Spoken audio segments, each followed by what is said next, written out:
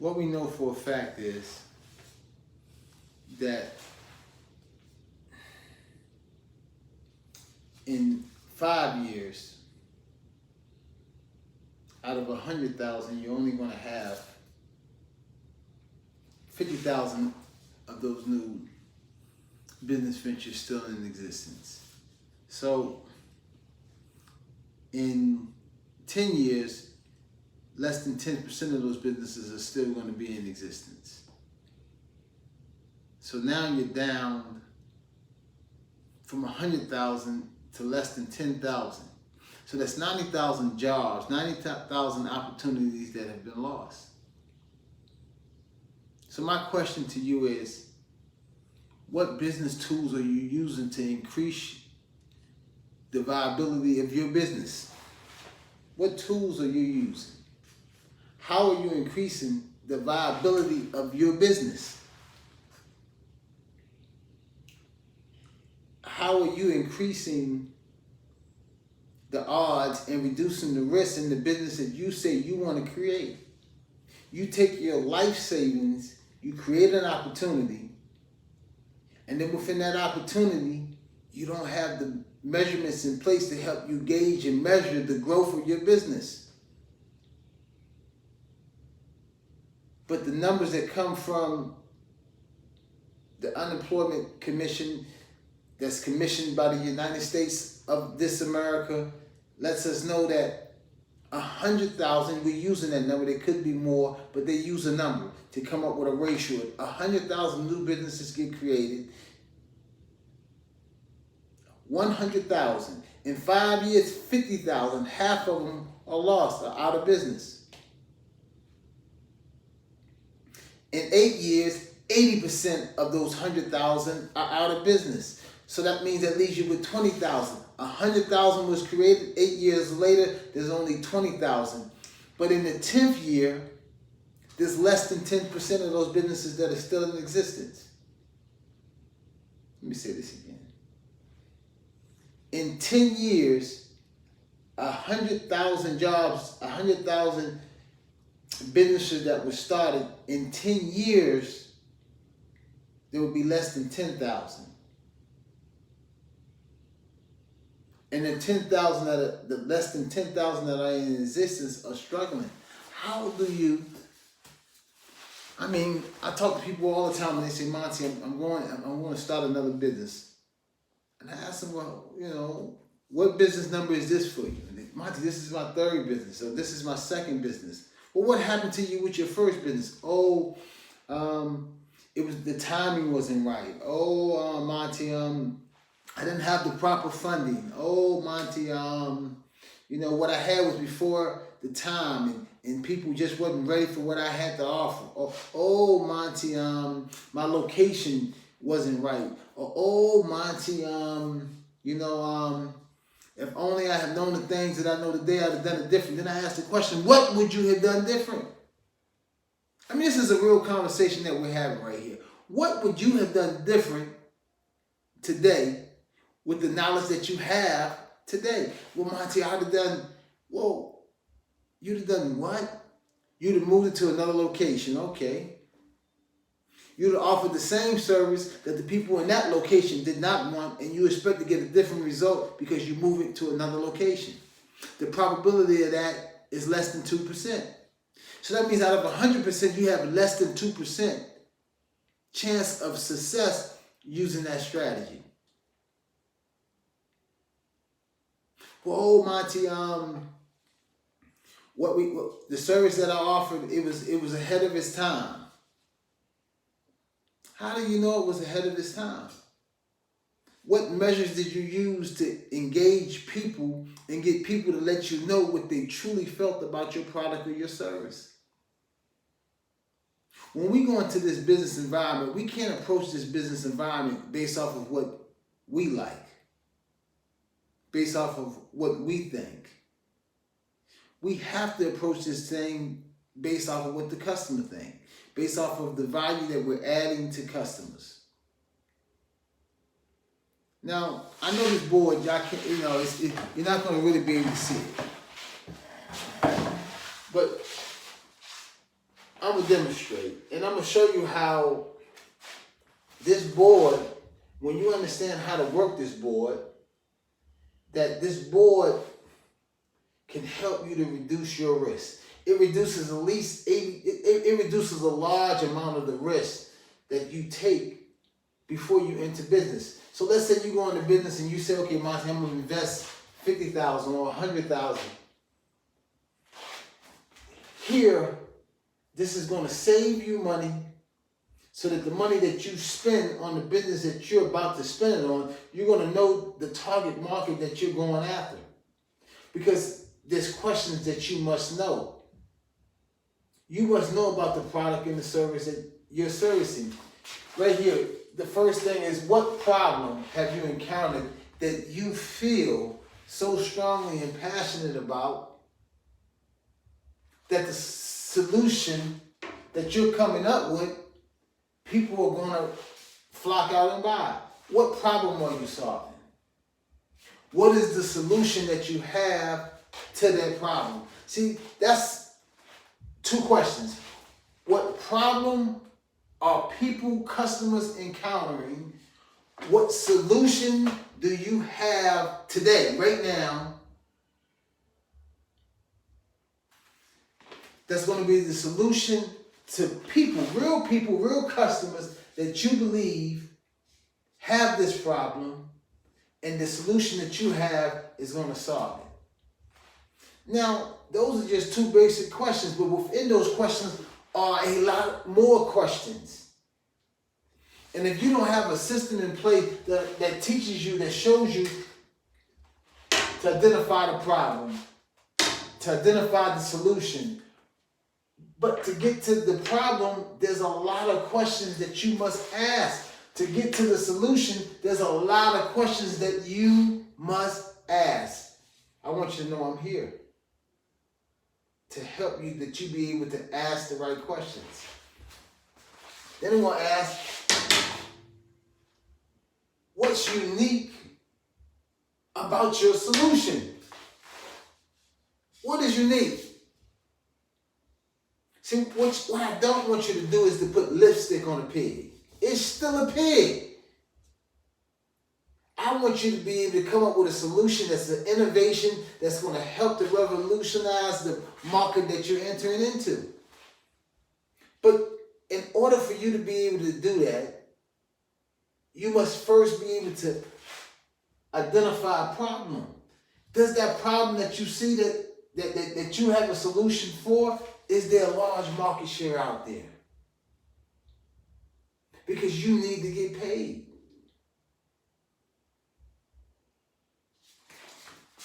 Is it unique?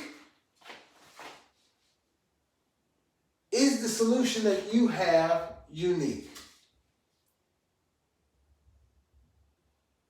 The solution that you have is going to have a list of other solutions that you're going to solve. They're called propositions, value propositions. This is called a unique value proposition. So the solution that you come up with that solves this problem will be unique. But you may offer a bundle of other services that are similar to other services that other people offer, but that's not your main selling point. Your main selling point in testing things is what you have that is unique. But have you identified your early adopter? Well, an early adopter, who is an early adopter?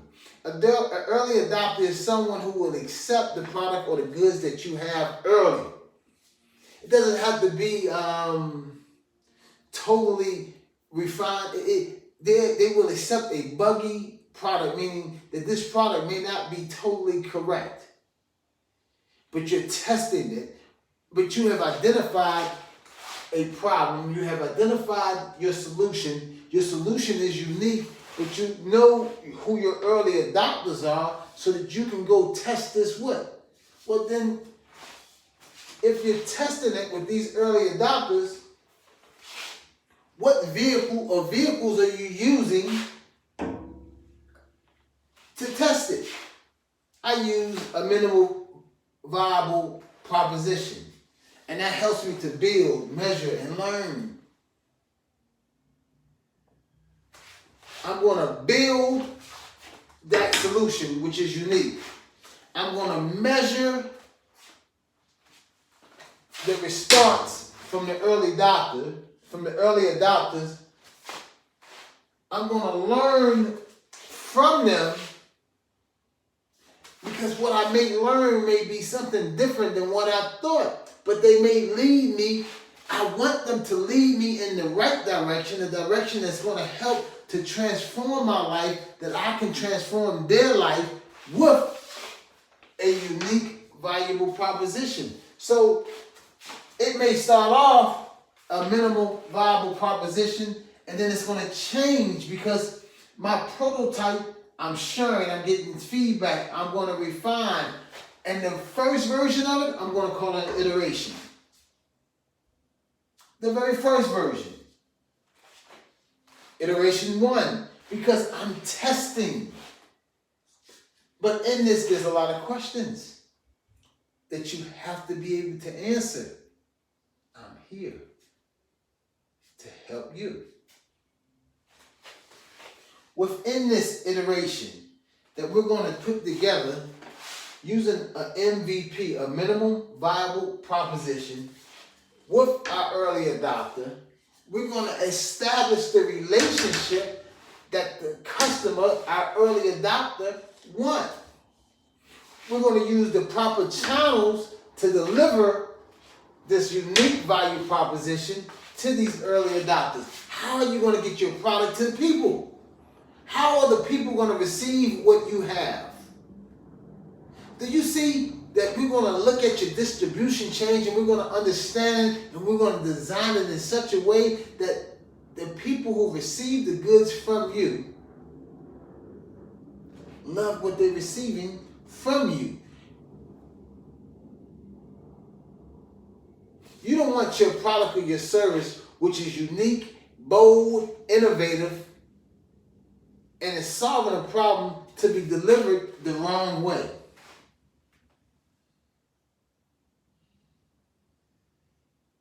Because if it's delivered the wrong way, it affects you. You want it to be delivered the right way. Let me see, I got a question here.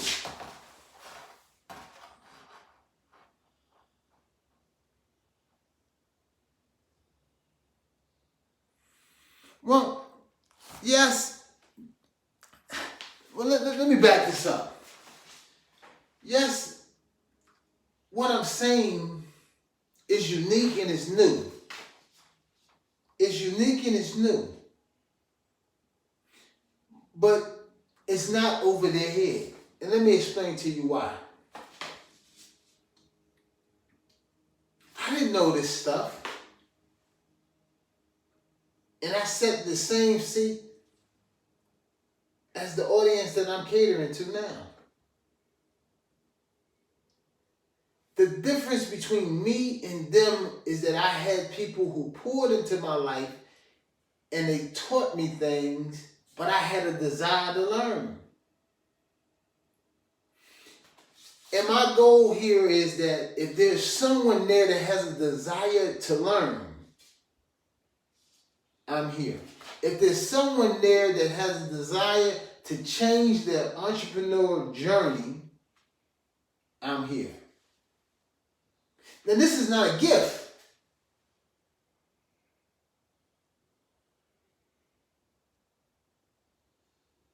This is not a gift, but it is a gift of knowledge if you embrace this knowledge.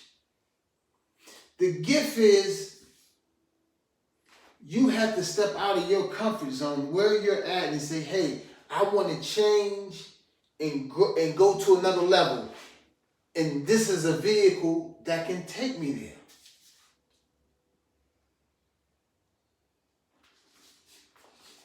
This canvas I did not invent. Well, the concept.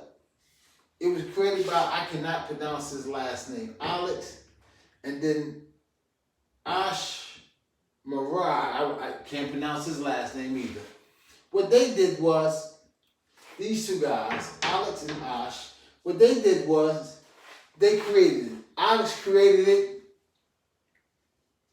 Ash added to it and created a completely different canvas, but it's unique and relevant to this canvas. And then I took the combination of the both and added some key features to it and made it the Monty canvas. So this is the third iteration of this canvas. I started off with his iteration, which was good. Then I went to his iteration, which was the second iteration, which was a little better. But there were still some things that was lacking, and because I understood some components, I created my own, and I created this. So this is the third iteration. Got another question.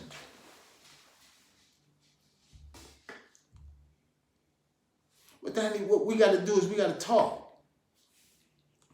You got to DM me. We got to sit down over a conversation and find out how can this help you in your entrepreneurial journey. You know, because see, now it's time to start taking action. Because many times what we do is we talk about, this is what I'm going to do and this is how I'm going to do it.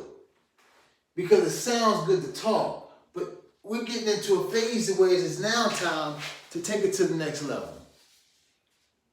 It's time to start taking this to the next level. But in order to take it to the next level, we have to step out of our comfort zones. We have to step out of the box that we put ourselves in. Yes, we put ourselves in a box. We have to step out of that box.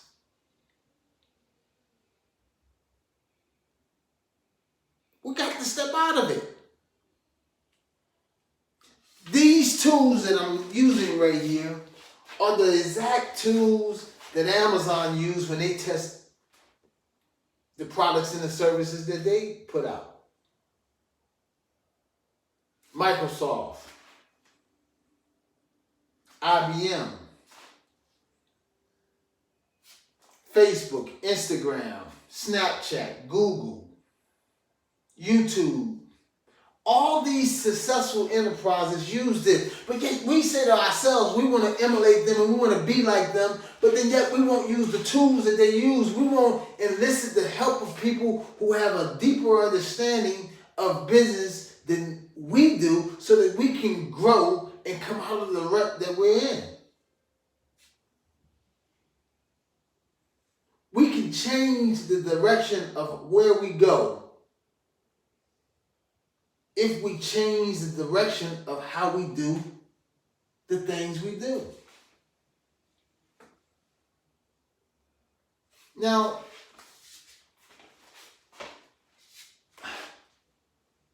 once you have identified your unique value proposition, we're using a minimum viable proposition to test it with these early adopters so that we can formulate the right customer relationship, because we want to make sure that we understand the feel of the customer that we're servicing.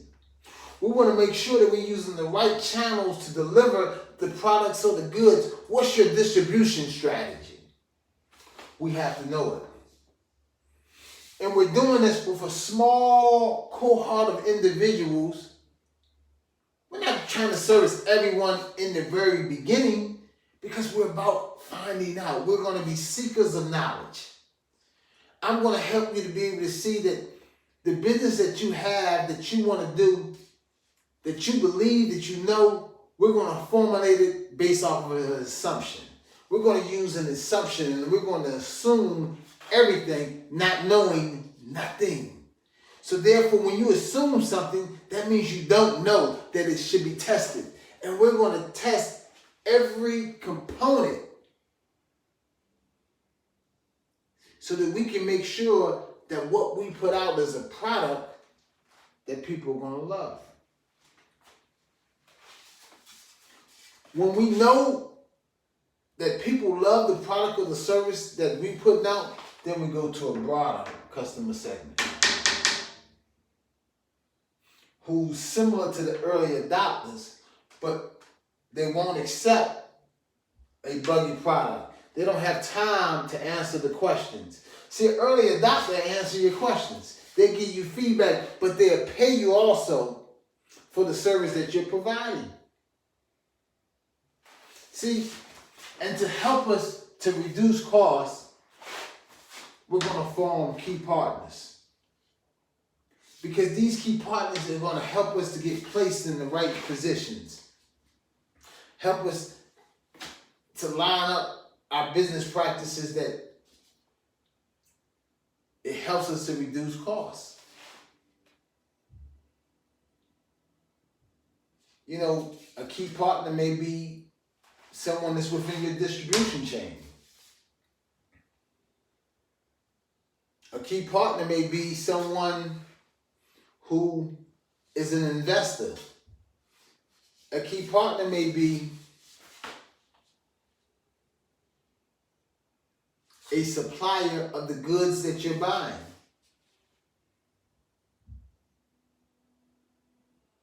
Okay, you're buying product, and that product, you're going to put together a solution.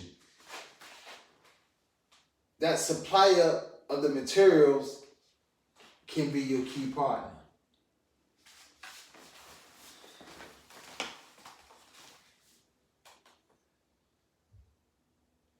What's going on, Steve, man? You know, I'm just showing a little bit of that Ross bottom. You know what I'm saying? I'm just showing a little bit of that Ross bottom. That's all I'm doing. I'm just showing a little bit of that Ross bottom. And in doing that, it's going to do this, and it's going to help us to find out what cost structure do we need to have in place. One thing, let me sit down again. When I talk about cost structure, it throws people off a little bit. Cost structure can be a tax advantage that you have that's going to cut your bottom line to increase your profit. Like prime example, this year I believe is the last year that Tesla gets a rebate from the United States on the cars that they put out because they're energy efficient and they're revolutionized the way that the mobility travel industry is moving. So what they have done is they're being subsidized by the government. So let's just use this as an example. If the car costs, I don't know, but I'm just making this number up. If the car costs a Tesla X or whatever, costs $70,000, Tesla gets a rebate from the government to reduce the cost for you. So they may get a rebate from the government of $15,000. That's a savings of $15,000 for you. So that car that was $70,000 is now what? $55,000 because the government paid $15,000 for you. Tesla's still getting their money. So part of Tesla's cost structure is the rebate from the government, but the government is also a key partner. See how it makes you think and see things completely different?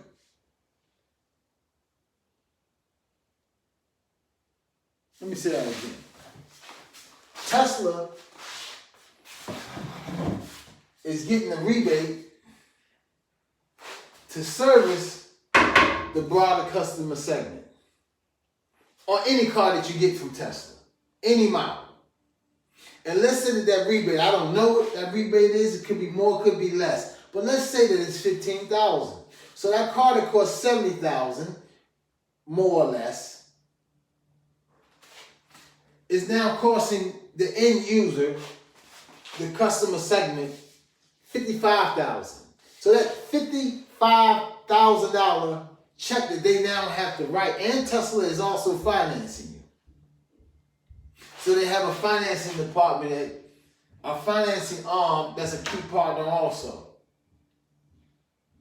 because they done ran your credit and things of that nature. But keep partners come in all different shapes and sizes. And it's my goal to get you to look at business different. Because the way we have looked at business, thinking that you need to put together, you go spend 10 grand on a business plan. But that business plan is based off of other people's history, other people's knowledge that you assume is going to apply to you. But it's not tested. My ultimate goal, my ultimate plan is to help you to be able to test the features of your business before you launch your business, before you spend or bet the whole bank on the business that you're going into. I want to take you from a lifestyle entrepreneur to a high growth entrepreneur. You may say, well, Monty, I like the way that my business is functioning. It's giving me a quality of life that I love. And that's a good thing. But what happens if you get sick? Can someone step in? It may be that you need processes in place so if something happened to you, someone else can just step in and run it into your back hole.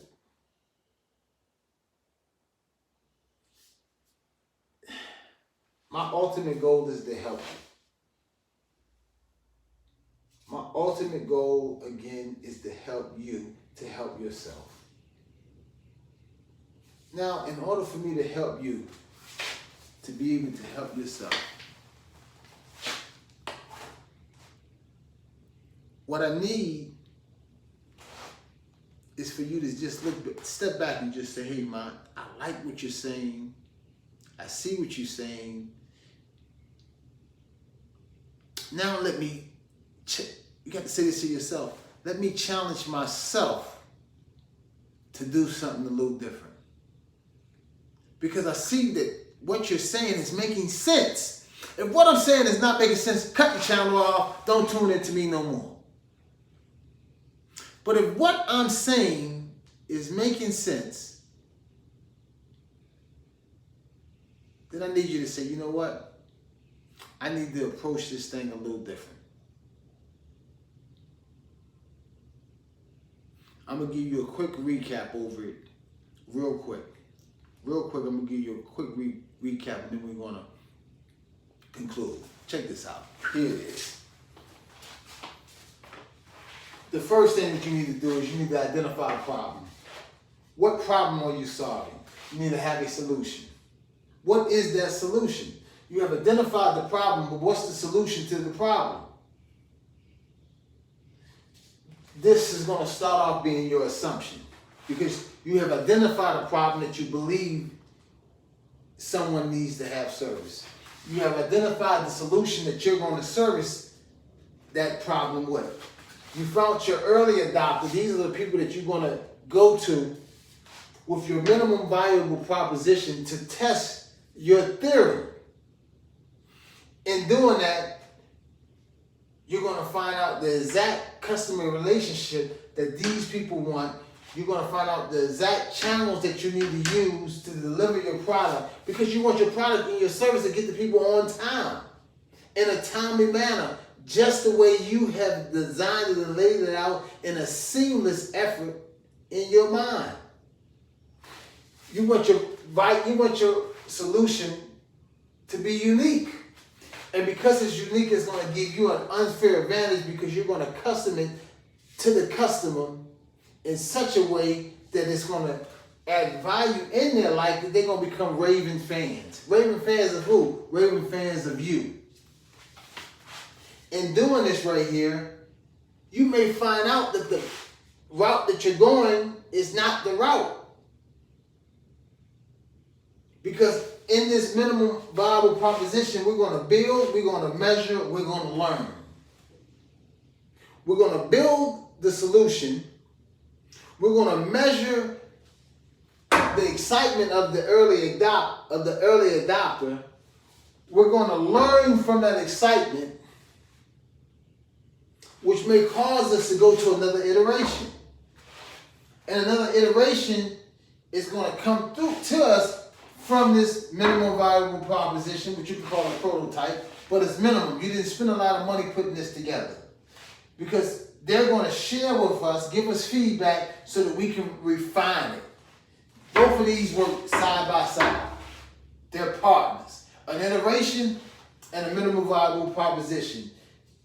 Because when we come back, we refine, we got to test it again. We're going to test it using this minimum viable proposition, going back to that early adopter, making sure that the customer relationship that we have and the channels that we use to deliver the product to that end user is, and it's going to be unique. It's going to give us an unfair advantage. We're going to look at, we're going to say, what key partners do we need? What key partners come in all different shapes and sizes? All different shapes and sizes. It's not a one size fit all. A key partner could be your next door neighbor. You don't know who your key partner may be. Again, it could be the supplier. It could be the distribution change. The key partner may be the customers that you service, because the key partnership that you form with them, they become raving fans, and then they go out and evangelize about your product. You don't know who your key partner is going to be, but it's my goal to help you to find out. What cost structure are you going to use? How much is it going to cost you to supply the key resources that you need, to do the key activities that you need to solve that problem? We're going to find out the business side of it, so that you know how much it's going to cost to provide this service, so that you know what you need to charge, so that it can increase your revenue stream, because you have to make money.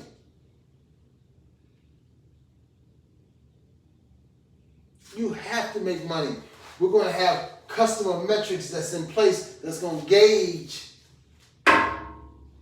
These customer metrics is going to help us to refine. It's going to give us feedback. It's going to be shared to us, because we're going to build, measure, and learn. We're going to build, measure on the customer side, but we're going to also build, measure on the business side.